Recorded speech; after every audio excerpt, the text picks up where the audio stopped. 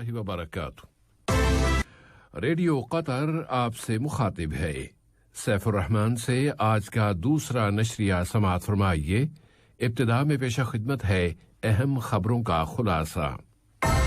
صاحب سمو امیر نے آج علمی انفرادیت کے 14ویں سالانہ دن کی تقریب میں انعام یافتگان کو نوازا ہے۔ وزیر اعظم و وزیر داخلہ نے لوسیل کے علاقے میں اینٹی کووڈ-19 ویکسینیشن سینٹر میں گاڑیوں میں ہی ویکسین لگانے کا عمل دیکھا۔ قطر نے عرب لیگ کی کونسل کے سیشن نمبر 155 کی صدارت سنبھال لی ہے۔ اور جوہری ایندھن کی بین الاقوامی ایجنسی نے ایران پر اس کی کچھ سرگرمیوں کے بارے میں ابہام کا الزام لگایا ہے، اور امریکہ نے دو طرفہ مذاکرات مسترد کر دینے کے ایرانی جواب پر اپنی مایوسی کا اظہار کیا ہے۔ سامعین، یہ تھا اہم خبروں کا خلاصہ، اور اب پیش خدمت ہے ریڈیو قطر سے آج کا دوسرا مفصل نشریہ۔ بسم اللہ الرحمن الرحیم۔ صاحب سمو امیر شیخ تمیم بن حمد آل ثانی نے آج علمی انفرادیت کے 14ویں دن کی تقریب تقسیم انعامات کی سرپرستی فرمائی۔ دوحہ شیرٹن ہوٹل میں منعقد کی جانے والی اس تقریب میں وزیر اعظم و وزیر داخلہ شیخ خالد بن خلیفہ بن عبدالعزیز آل ثانی، متعدد شیوخ، وزراء اور ملک کے متعدد اعلی اہلکاران بھی شریک تھے۔ صاحب سمو امیر نے اس سال علمی شعبے میں نمایاں کارنامے سر انجام دینے والی 71 شخصیتوں کو انعامات سے نوازا ہے۔ ان میں P H D, masters, bachelors, intermediate, secondary اور پرائمری کی سطح کی نمایاں کارکردگی دکھانے والے افراد شامل ہیں۔ ان کے علاوہ بہترین استاد اور بہترین اسکول کے انعامات بھی دیے گئے۔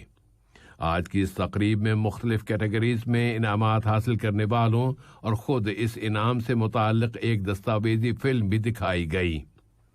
وزیر تعلیم و اعلیٰ تعلیم ڈاکٹر محمد بن عبد الواحد الحمادی نے اس موقع پر اپنی تقریر میں کہا ہے کہ صاحب سمو امیر کی جانب سے اس تقریب کی سرپرستی اس امر کی عکاس ہے کہ صاحب سمو امیر اس علمی انفرادیت اور اس انعام کو کس قدر زیادہ اہمیت دیتے ہیں، کہ صاحب سمو امیر کا یہ ایمان ہے کہ تعلیم ہی پائیدار ترقی کی اصل محرک ہے۔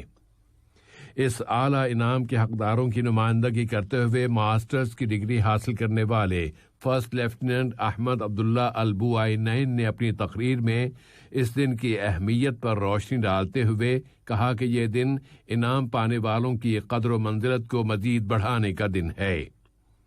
صاحب سمو امیر نے آج کی اس تقریب کے دوران انعام یافتگان کے ساتھ ملاقات بھی کی اور کہا کہ کورونا کی اس عالمی وبا کی وجہ سے غیر معمولی حالات میں بھی ان کی جانب سے کی جانے والی بہترین کوششیں قابل تعریف ہیں۔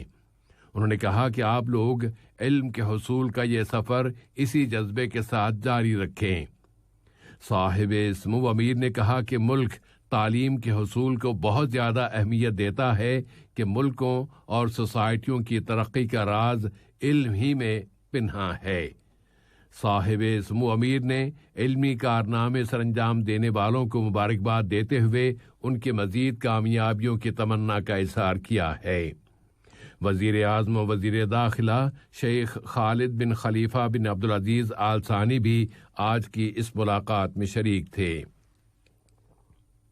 صاحب سمو امیر شیخ تمیم بن حمد آل ثانی کی سرپرستی میں رواں مہینے مارچ کی 18 تاریخ کو سن 2021 کے لیے پوری اسلامی دنیا کے ثقافتی دارالحکومت کی حیثیت سے دوحہ میں تقریبات کا آغاز ہو رہا ہے، جو پورے سال کے دوران جاری رہیں گی۔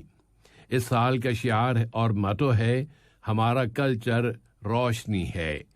اسیسکو نے دوحہ کو اس سال کا کلچرل کیپٹل منتخب کیا ہے، اور اس کی وجہ اس شہر کی تاریخ اور قطر کے تہذیبی عوامل ہیں۔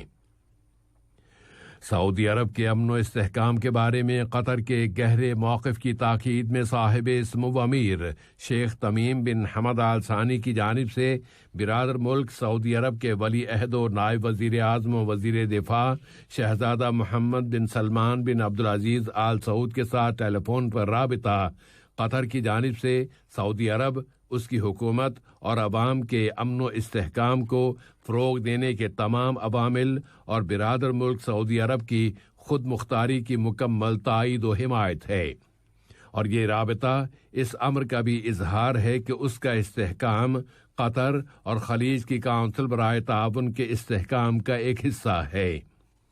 صاحب سمو امیر نے سعودی ولی عہد کے ساتھ اس رابطے میں ان کی خیریت بھی دریافت کی اور ان کی دائمی صحت و سلامتی اور برادر سعودی عوام کی مزید ترقی و خوشحالی کے تمنا کا بھی اظہار کیا۔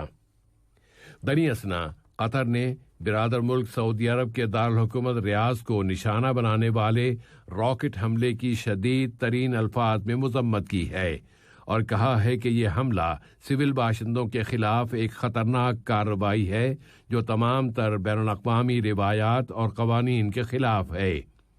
وزارت خارجہ نے اپنے ایک بیان میں قطر کے اس مستقل موقف کو دہرایا ہے کہ وہ تشدد، دہشت گردی، تمام مجرمانہ کارروائیوں اور تخریب کاریوں کو مسترد کرتا ہے، خواہ اس کی وجوہات و اسباب کچھ بھی کیوں نہ ہوں۔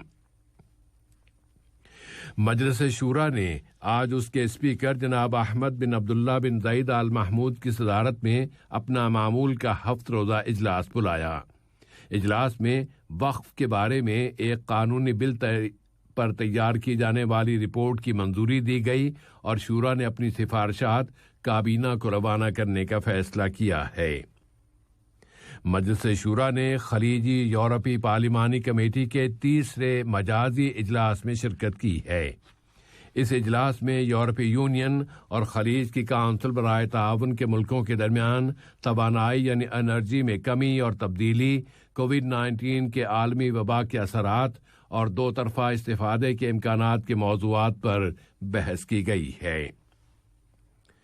قطر کی مسلح افواج کے chief of staff general pilot Ghanim bin Shaheen Al Ghanim کے ساتھ روسی مسلح افواج میں لڑائی کی ٹریننگ کے ادارے کے نائب صدر میجر جنرل الیگزانڈر پیرازیف نے دو طرفہ فوجی تعلقات کو فروغ دینے کے وسائل کا جائزہ لیا ہے۔ قطر نے عرب لیگ کے سیکریٹریٹ میں عرب لیگ کے مندوبین کی کونسل کے سیشن نمبر 155 کے اجلاسوں کی صدارت کی ہے۔ عرب لیگ کے لیے قطر کے مستقل مندوب سفیر ابراہیم بن عبدالعزیز السہلاوی اس سیشن کی صدارت وصول کرنے کے بعد انہوں نے اپنی تقریر میں کہا ہے کہ قطر سب کے ساتھ گہرے تعاون کا فروغ چاہتا ہے تاکہ مشترکہ عربی عمل کو فروغ دیا جا سکے اور اس کے مقاصد کی خدمت ہو سکے، اور وہ فیصلوں کو فعال بنانے کے لیے ہر ممکنہ کوشش کرے گا تاکہ تمام تر شعبوں میں عربی تعاون کو فروغ دیا جا سکے اور عربی قوموں کی خوشحالی کی امنگیں پوری کی جا سکیں۔ قطر کی امیری گارڈ رواں مہینے مارچ کی 7 سے 9 تاریخ تک دوحہ شہر اور اس کے مضافاتی علاقوں میں برزان نامی مشترکہ مشق نمبر 8 کرے گی۔ امیری گارڈ کی کمان نے تمام شہریوں اور یہاں مقیم تمام باشندوں سے اپیل کی ہے کہ وہ اس مشق کے اہلکاروں کے ساتھ تعاون کرتے ہوئے اس مشق کے بارے میں ان کی تعلیمات کی پابندی کریں۔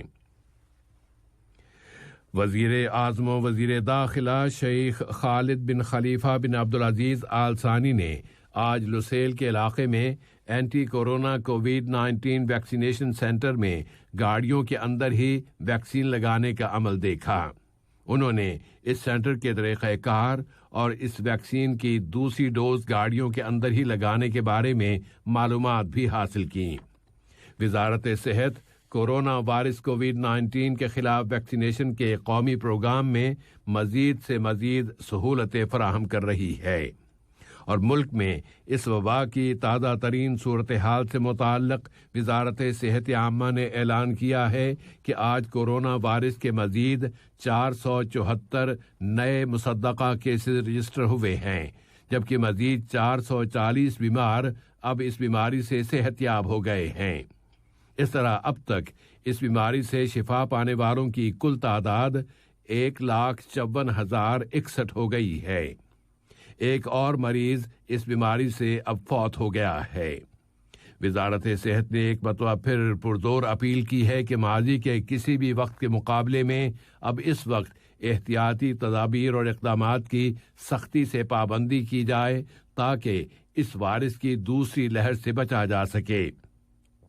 कतर कोरोना वायरस कोविड-19 के खिलाफ वैक्सीनेशन की बड़ी मुहिम पूरी कामयाबी के साथ चला रहा है और हमद मेडिकल कॉरपोरेशन में वबाई बीमारियों से मुतालिक सेंटर की मेडिकल डायरेक्टर डॉक्टर मुना अल मुसलमानी ने एंटी कोविड वैक्सीन्स के बारे में मुतअद्दिद गलत मालूमात और गलत मफाहीम की वजाहत की है। आलमी सतह पर अब इस वक्त तक 60 से ज्यादा मुल्कों में ये वबा फैल चुकी है और उनमें अब तक मरने वालों की तादाद 3,000 से तजावुज हो कर गई है। कतर अफगानिस्तान में अमन की बहाली के लिए अपनी कोशिशें जारी रखे हुए है और अब दोहा में तय पाने वाले समझौते को भी 1 साल मुकम्मल हो गया है। अमेरिका और तालिबान तहरीक के दरमियान इस तारीखी समझौते के बारे में तालिबान तहरीक ने कहा है कि वो इस समझौते की तमाम शिकों की मुकम्मल पाबंदी कर रही है। उसने जोर देकर कहा है कि अफगानिस्तान के तमाम मसाइल को हल करने और वहां अमन की बहाली के लिए दोहा समझौते का कोई भी फ़आल मुतबादिल नहीं है। जौहरी ईंधन की बैनुल-अक़वामी एजेंसी के डायरेक्टर जनरल रिफाइल ग्रोसी ने वियना में इस बैनुल-अक़वामी एजेंसी के गवर्नरों के खुसूसी इजलास का इफ्तिताह किया है। उन्होंने कहा है कि ईरान ने अभी तक उसके 3 ठिकानों के बारे में जिनका पहले से ऐलान नहीं किया गया था, अभी तक मतलूबा मालूमात फराहम नहीं की हैं। डायरेक्टर जनरल ने कहा कि तेहरान ने वहां यूरेनियम के आसार पाए जाने की वजाहत नहीं की, जिससे ये तासुर मिलता है कि वो इस समझौते की मुकम्मल पाबंदी नहीं कर रहा। तेहरान ने कहा है कि वाशिंगटन की ये जिम्मेदारी है कि वो पहले पाबंदियां खत्म करे, उसके बाद ही इस समझौते को बचाने के लिए कोई मुज़ाकरात हो सकते हैं। व्हाइट हाउस ने कहा है कि उसे ईरान के इस जवाब पर मायूसी हुई है। आज का ये नशरिया खत्म होने से कबल अहम खबरों का खुलासा एक मरतबा फिर समाअत फरमा लीजिए। साहिब स्मू अमीर ने आज इल्मी इनफरादियत के 14वें सालाना दिन की तकरीब में इनाम याफ्तगान को नवाजा है। वजीर आज़म व वजीर दाखिला ने लोसेल के इलाके में एंटी कोविड-19 वैक्सीनेशन सेंटर में गाड़ियों में ही वैक्सीन लगाने का अमल देखा है। कतर ने अरब लीग की काउंसिल के सेशन नंबर 155 की सदारत संभाल ली है और जौहरी ईंधन की बैनुल-अक़वामी एजेंसी ने ईरान पर उसकी कुछ सरगर्मियों के बारे में इबहाम का इल्जाम लगाया है और अमेरिका ने दो तरफा मुज़ाकरात मुस्तरद कर देने के ईरानी जवाब पर अपनी मायूसी का इजहार किया है। रेडियो कतर से आज का दूसरा नशरिया अपने इख्तिताम को पहुंचा। अगला नशरिया कल सुबह 9 बजे पेश किया जाएगा बिइज़्निल्लाह ताला। अस्सलाम वालेकुम दोस्तों, मैं हूँ शेख नूर। मुझे उम्मीद है कि वीडियो आपको इन्फॉर्मेटिव लगी होगी।